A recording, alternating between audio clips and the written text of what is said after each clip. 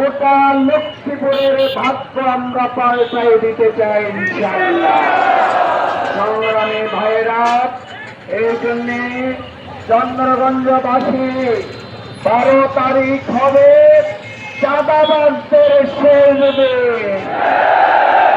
12 তারিখ হবে লুণ্ঠন এবং দখলকারীদের শেষ দিন।